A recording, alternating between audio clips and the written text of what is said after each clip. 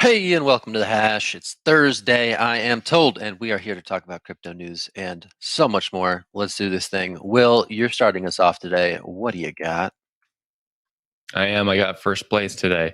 So the White Yeah. House has been planning a ransomware task force, according to a report from Politico. It's very sparse on the details, but it looks like they're trying to inquire and figure out how to stop cryptocurrency from being used in ransomware attacks. That's basically the extent of the report so far. Of course, I'm not expecting a lot of developments out of this for at least a while because it's very difficult to figure out even how to attack this problem. Of course, this comes on the heels of a lot of news of like JBS being hacked, Colonial Pipeline being hacked, and the ransomware or ransoms being demanded in Bitcoin. So interesting to see the White House talking about cryptocurrency today. Kind of a bad headline, but at the same time, Bitcoin is money for enemies. So it makes sense that at some point Bitcoin would have this problem. Naomi, I want to throw it right over to you to hear what you think about this.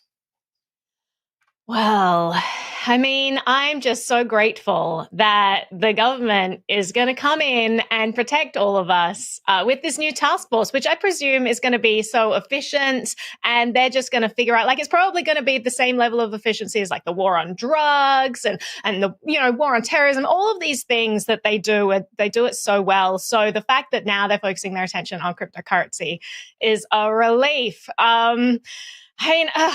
I can't put enough /S's next to that. Like, clearly this is sarcasm, and I'm not in favor of a task force that is focused on this. And to me, it all just seems like just a big diversionary tactic. Like, I feel like all of this ransomware around cryptocurrency is just being blown way out of proportion. It's like a tiny fraction of all of the crime that exists in the world actually applies to cryptocurrency. Yet you have like press release after press release and all of these government agencies that are being built to combat this. To me, it seems more about control than anything. It doesn't seem like they're putting these things together to protect us. It seems like they're looking for big PR stunts and big headlines and to say, we're combating this terrible, terrible, scary thing. I just don't see that this is actually something that is going to be useful. And I honestly think that they're just doing it to divert attention from the fact that they're trying to regain control of the money supply, and they can do it by smearing Bitcoin as they always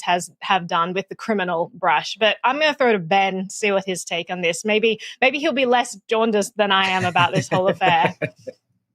Yeah, I mean, there is the Cybersecurity and Infrastructure Security Agency, CISA for short, already, which really this is kind of their purview. I'm not sure why necessarily the White House needs a task force for this. There's a whole agency that's focused on helping companies kind of prevent against ransomware attacks. I mean, outside of crypto itself, like ransomware is very much so a rising issue, and we're continuing to see like scale up in a lot of different ways. And I also think it's really highlighting not only existing cybersecurity vulnerabilities, but also all the ways that we rely on the private sector to conduct kind of public goods, right? Like we have private sector industries that are key to our national infrastructure in a variety of different reasons. And so it makes sense for the government to continue to look at this and step in. I mean, I think writ large, there's a lot of different areas and entry points to all of this infrastructure that we need to be looking at, and we haven't for a really long time. And I think hackers are always going to be more nimble and just kind of go where the money is.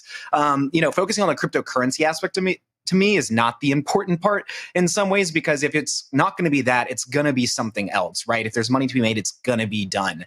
And so, I also think, in relation to another report today that the government's going to be tipping people potentially in crypto for tips about ransomware. I just thought, it's trying to have it both ways in some senses, but this fits in a long line of conversations we've had around like AML, KYC. Even in April, I believe there was a report out from another ransomware task force that was saying, it's not necessarily crypto that needs to be cracked down on. It's the AML KYC infrastructure that needs to be built up. So we'll see where this goes. But those are my initial thoughts in this one. Jen, I'd love to hear yours.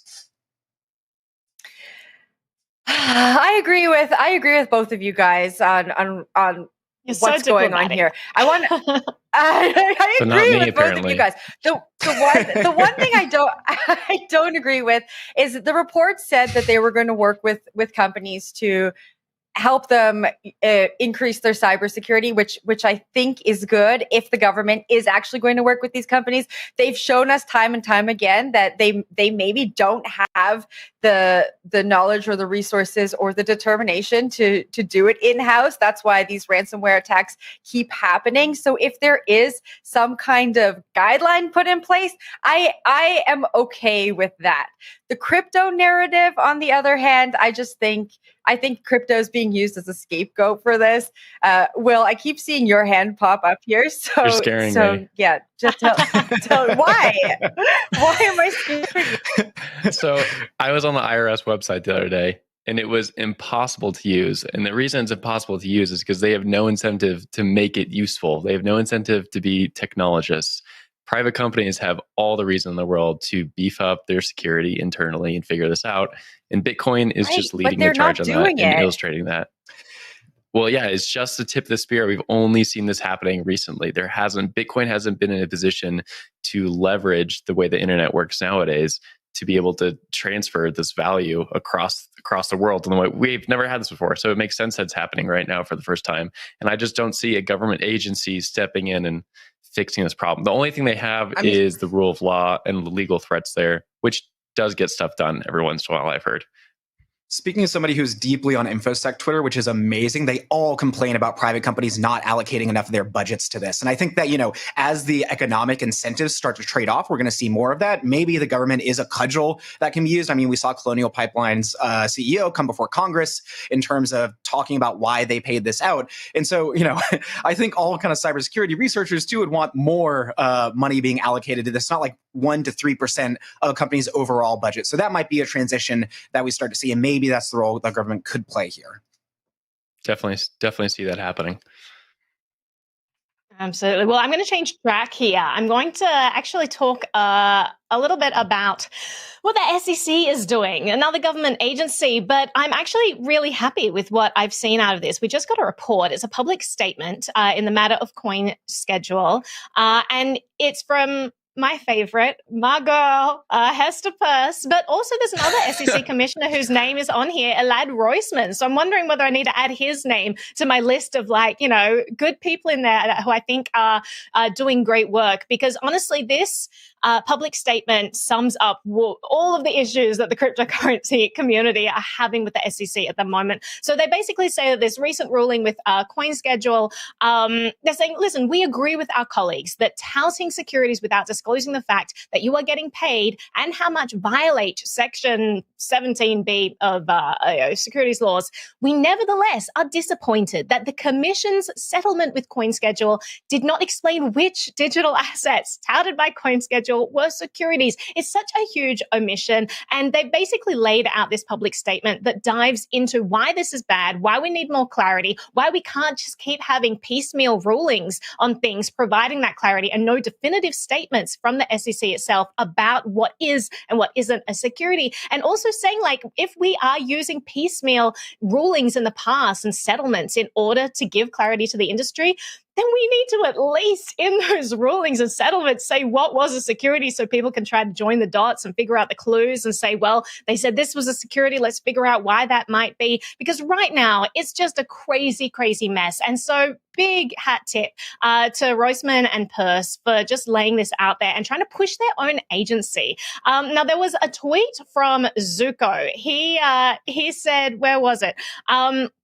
I can't find it here, but we'll probably put that up on screen. But he was basically saying, well, we have it on screen. He was basically saying that, is it usual for two SEC commissioners to actually publicly castigate their own institution? Is this a normal thing? Because they really seem to be saying the SEC is not doing a good job, and they are two people actually from that institution. I'm not sure where that tweet is, but we'll pop it up later on. But I'm going to throw it to the group. Zach, what are your thoughts on all of this? There we are. Is it normal for two sitting SEC commissioners to publicly castigate their own agency for its failure to provide good public policy? I mean, that really sums it up. There is that failure there, but there is that instance of pushing back, which is super interesting right now, and I really hope it leads to something good. But Zach, going to throw to you for your thoughts on all of this. Is this the start of more clarity, hopefully, from the SEC? One can hope. A boy can dream. I would like to see this as well. I think Clear regulation is far better than murky regulation, and I don't know what's worse, no regulation or murky regulation, but clear regulation is definitely the top of that list. So the fact that some of these commissioners are starting to think through this stuff a bit more seriously as the SEC sort of catches up with all these ICO era offenders, really excited to see who gets slapped 4 years from now, by the way, because it definitely takes the SEC time to get through the backlog. But the fact that they're calling for clarity on these rules, super important to see. Really good to see that there's some thought going on behind this.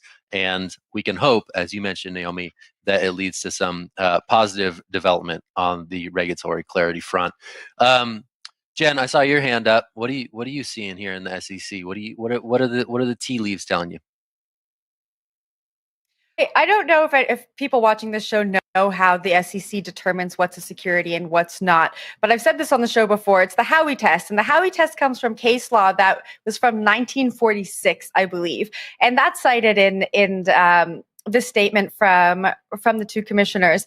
And they're right. If we want more clarity when it comes to the digital age, we need to update how we look at what is security and what is not. It's not 1946 anymore. So I was really excited to see that they're pointing to that and looking for more clarity, because I feel like now we can start to look at more modern cases and more modern applications to kind of get more clarity here. I ran myself Ethereum through the Howey test, and it was very unclear. I mean, the SEC says it's not a security, but when you're going through the Howey test, it very well could be. So, yeah. Jen, why did you do that? Ben, I think I saw you. Do that.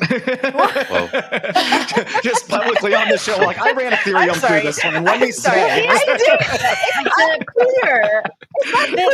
The statement about Ethereum, the SEC has not provided any definitive ruling on Ethereum. They could turn around tomorrow and say Ethereum is a security. What they've done is provided vague statements that are not, actually held up at a court of law, and not definitive rulings on this. So this is what they're doing over and over again. They're just providing these vague statements that no one can actually use as clear guidelines. And I love they propose some solutions as well, which we can dive into, but I'll throw to you, Zach, because I see your hands. Yeah, I was just going to say that this might be the one lasting outcome of the Ripple case, if that goes to court, and we see the documents that Ripple has asked the SEC to provide. Right? They're saying, "Hey, you're calling XRP security. Where's the notes saying that ETH and Bitcoin are not securities and are indeed commodities? Can we see those notes? Can those notes be made public?" And if that were to happen, that would actually be a positive development for the industry. Those are just my initial thoughts.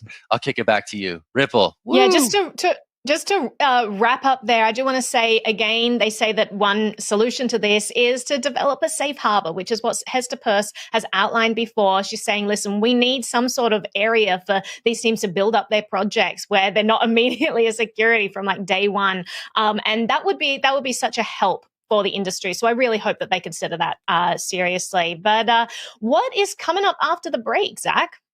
I will tell you, we're going to take a break, and then we're going to come back and we're going to talk about some big, bad fintech app that's closing stuff and not being nice. We're going to talk about that when we get back. Stick with us. It's The Hash, meanies.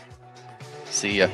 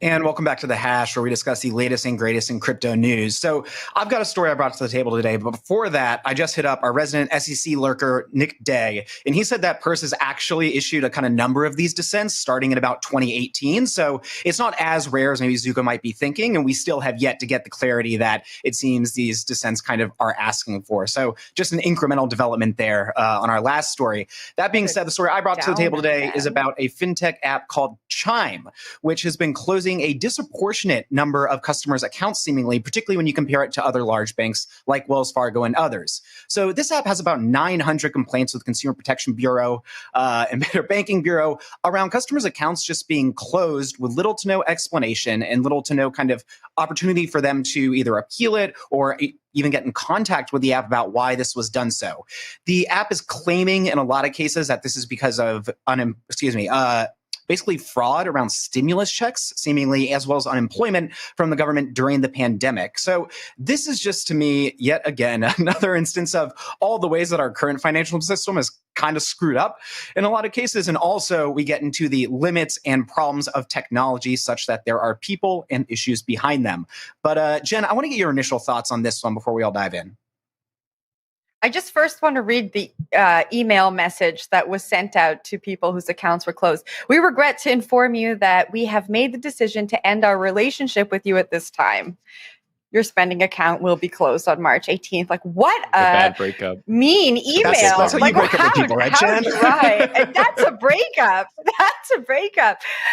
Yeah, I can't imagine receiving that email. And what happened to the funds that were in the account? They were not returned back to the customers, I'm assuming, Ben? Sometimes they are, sometimes they aren't. There's about 3 different directions this can go. One, they can say, whoops, we made a mistake, and they can kind of reopen your account. In one case, that decision took 2 months and froze about $10,000 for one customer for that period, such that they had to call their parents and ask them to pay for their lunch at Applebee's when they actually got the news, which is something no 30-year-old adult wants to be in the position of having to do. And there's another one in which, they can actually just return the funds to the government, particularly if it was opened with a sort of stimulus check, which again was kind of the case here. And then a third route is, they can say, we're closing our account with you, and then we'll send you a check with all your funds in the next 30 days at some point.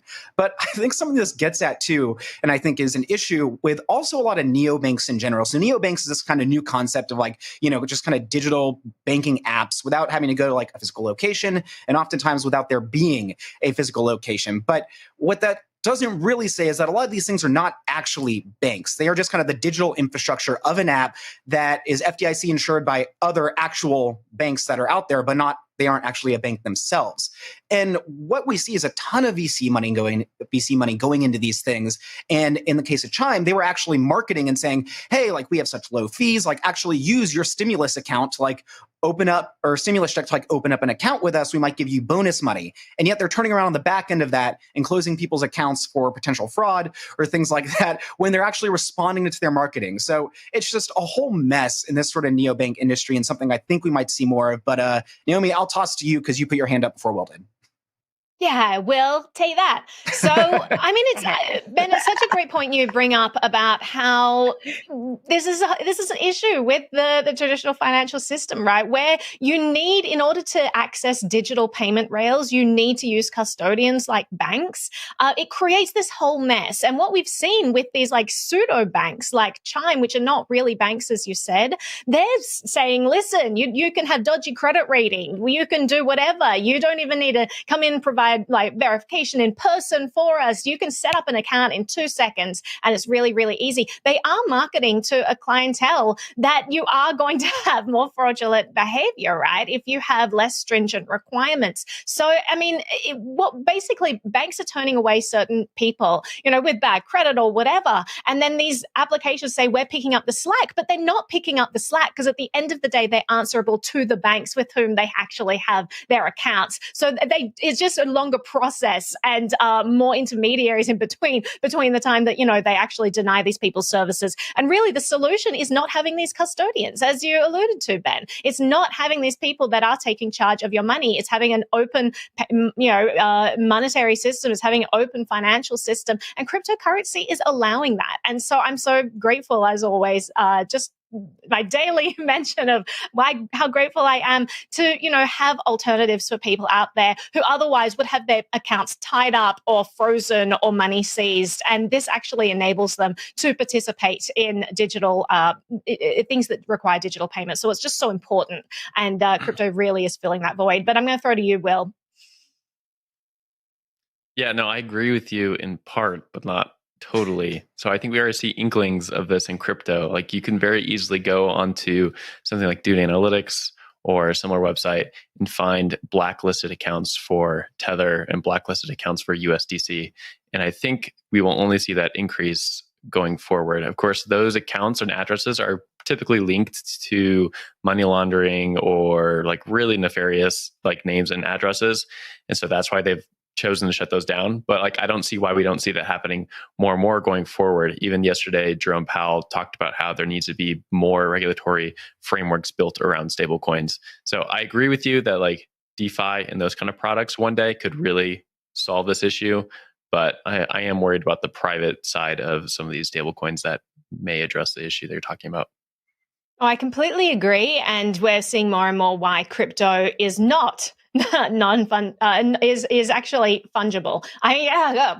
We're seeing why cryptocurrencies like Bitcoin and others are actually non-fungible, right? They're not interchangeable. You can blacklist certain addresses. And we are seeing the rise of actual fungible cryptocurrencies like Zcash when you have completely shielded addresses. So that's going to become more and more important in the future.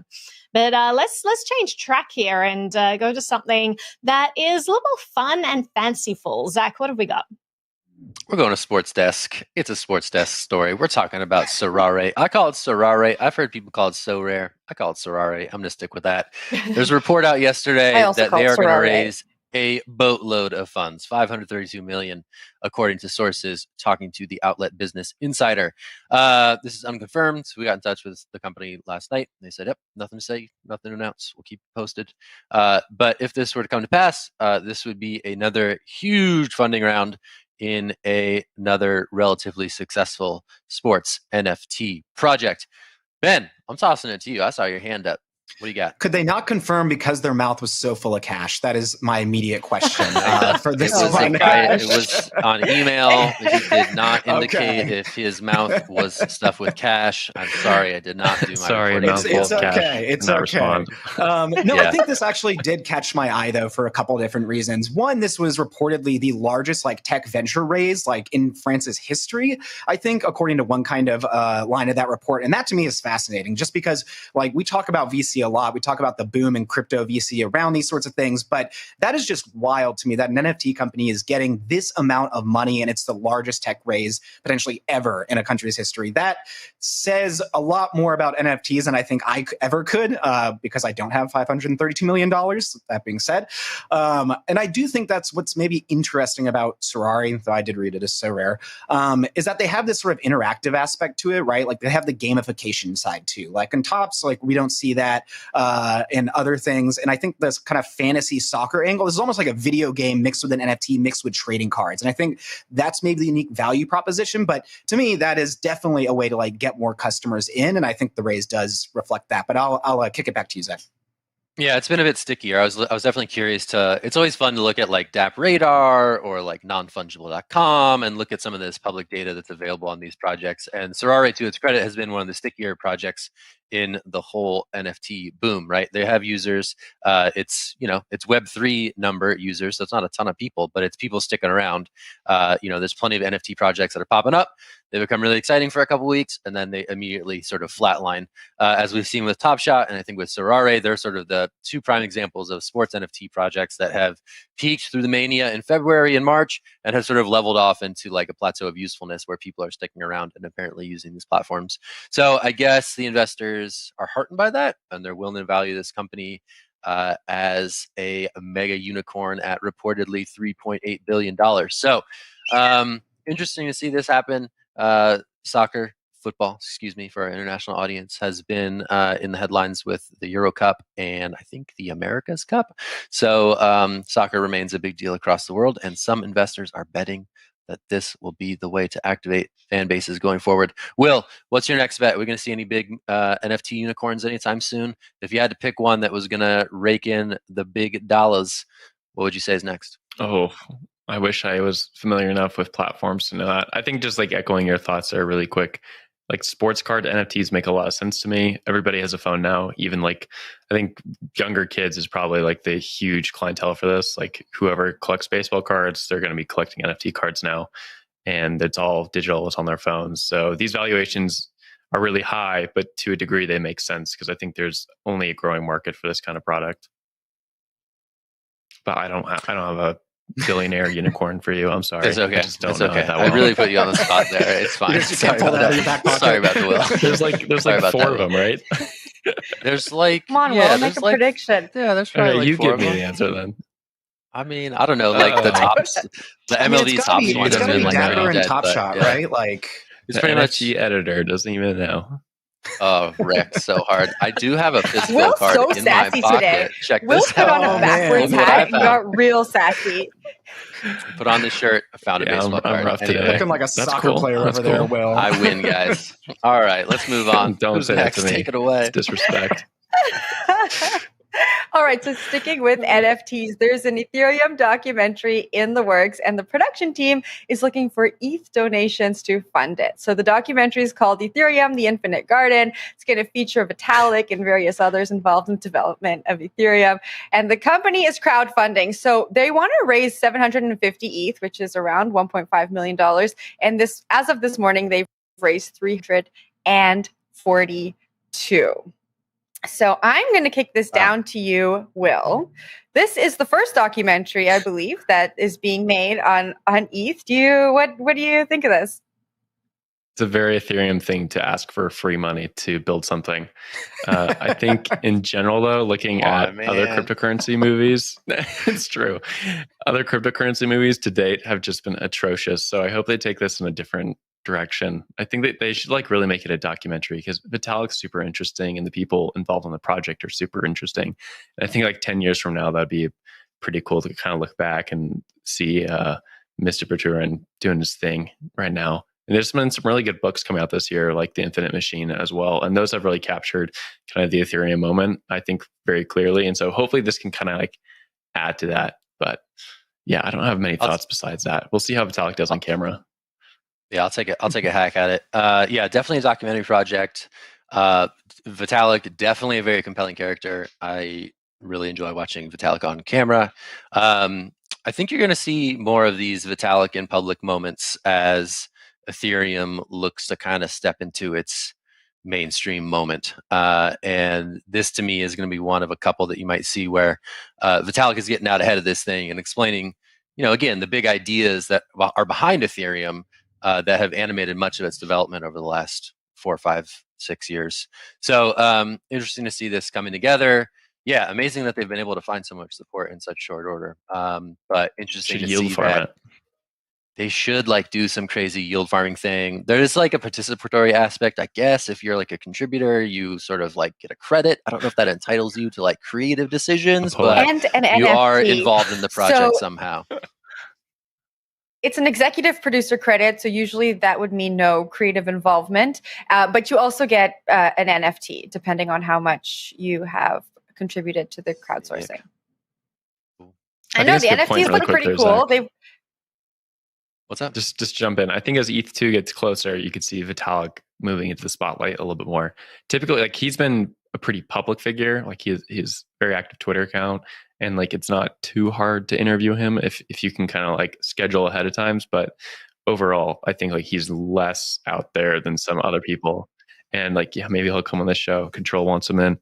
We'll get him. But I think as ETH2 gets closer and he's doing less math and less cryptography, you might see old VB rolling around a little bit more. Will, didn't you interview him at like ETH Denver one time? Is that true? Did. That was a little. There you go. Cold action. Just walked up to him and said, "Hey, come talk with me." Nice, attaboy.